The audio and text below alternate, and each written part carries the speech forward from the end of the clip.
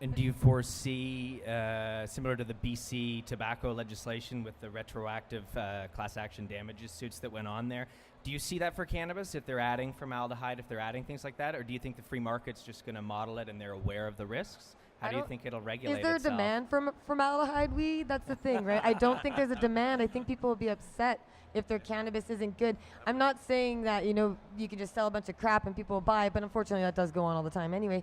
But do you really want to look at what's in a McDonald's burger?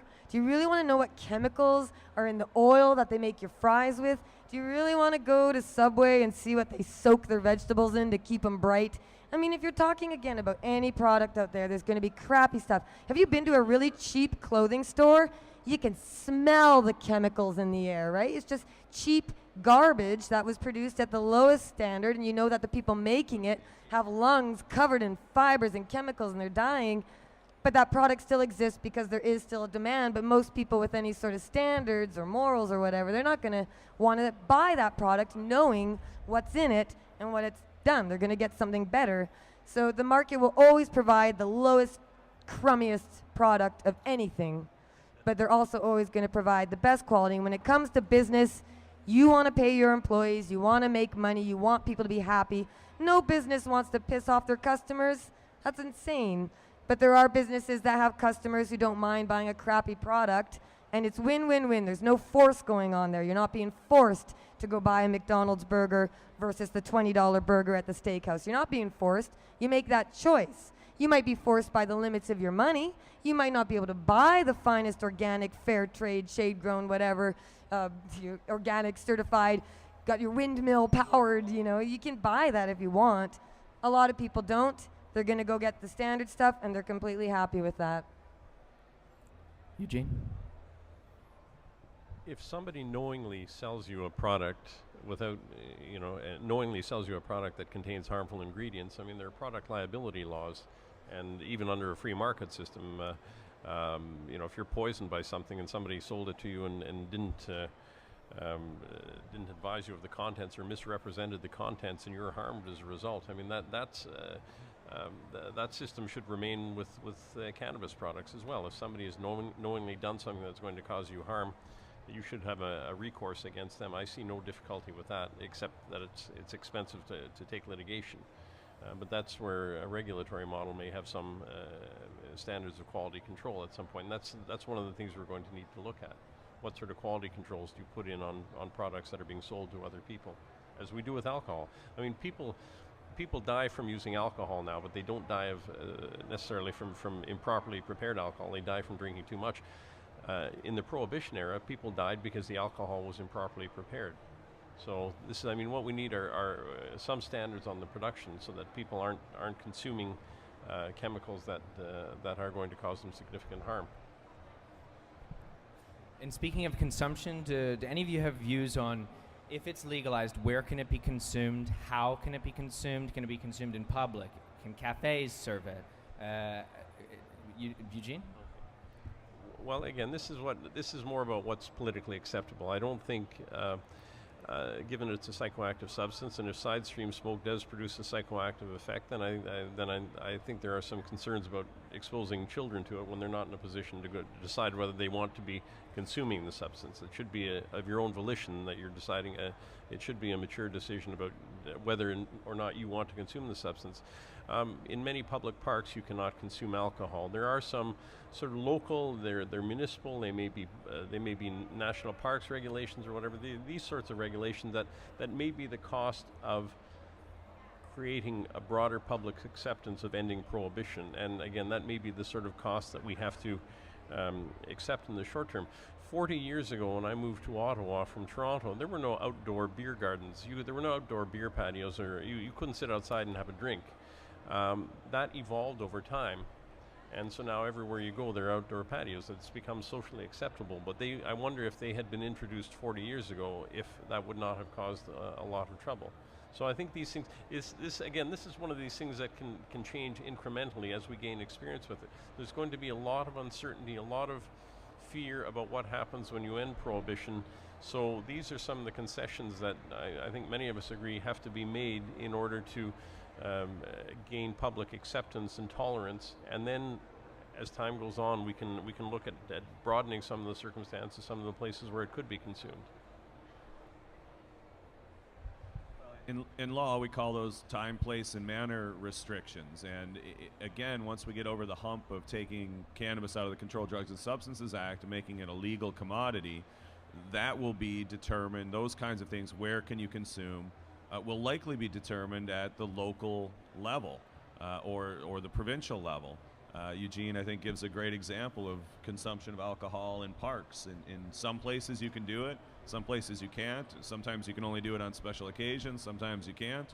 But we have to be careful, though, in my view, not to over-regulate to the point where we're now creating harm again. It's the debate, I think, in Colorado was there was a restriction on consumption in public. And then the debate becomes, well, what does public mean? If you're sitting on the front porch of your house, 10 feet from the street, are you in public or are you in private? And this was a debate that's ongoing in Colorado and Washington. If you have an event that you sell tickets to at a otherwise public venue and people come into that venue knowing it's going to be an event at which cannabis is consumed, which I frankly think probably applies to every concert that's ever gone on in the last 50 years. But explicitly where cannabis is going to be consumed, is that public, is that private? Should that be permitted or should that not be permitted? And it's going to be dealt with, I think, on a case-to-case basis. And we're going to sort of bumble and stumble along, as humans do, until we finally land on something that I think makes a lot of sense. The evolution around alcohol restrictions continues to this day. British Columbia just amended its liquor licensing to allow minors to come with their parents into what had formerly been pubs, where places where they might have food, but the primary purpose is to sell alcohol. Before, you couldn't bring your kids into that. Well, I mean, I like beer, and I have a lot of kids, and it would be nice to occasionally go to the brew pub and have lunch and a couple of beers, and the kids are there too, because that means I actually get to go out to the brew pub. Well, now I can in British Columbia because that law was amended, I think sensibly amended. On the other hand, you can take that kind of permissiveness too far, and as Eugene, I think, pointed out, create situations where people are perhaps consuming cannabis without their explicit consent to do so, and that's problematic, right? That's when your rights begin to infringe upon the rights of others, and as a society, we need to strike a reasonable balance so that we can all benefit in that situation. I'll say one quick quip. I believe cannabis was made illegal with a tax stamp act. So over-regulation can also kill things. So big government, not so good. And if the government really was concerned about safety and health, every hospital and every school in this country would be shut down for mold contamination. So, if you really want to let the cops into your house to make sure everything is safe, no house would be livable except those built in the last year, because every house has electrical problems, mold problems. I mean, if you really want to let the cops in and start searching through and make sure your house is safe, you better make sure all your pots and pans don't have any scorch marks on the bottom. You better not cook any food. Heaven forbid you have a kitchen fire, the #1 cause of house fires.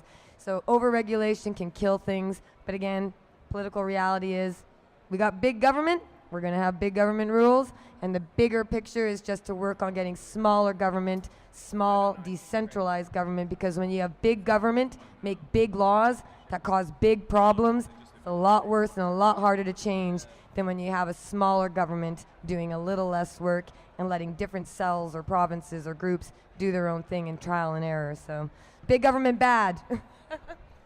Donald's going to speak, and then we're going to take some questions from the audience, sorry. and we'll wrap it up to move forward to the breeding science panel. It's really just a comment on places of use, and that none of the Uruguay, Colorado, Washington didn't go forward with cannabis cafes, or even with vapor lounges and the no smoking bylaws and all that stuff. Even with the vaporizers technology, which is phenomenal, as we know.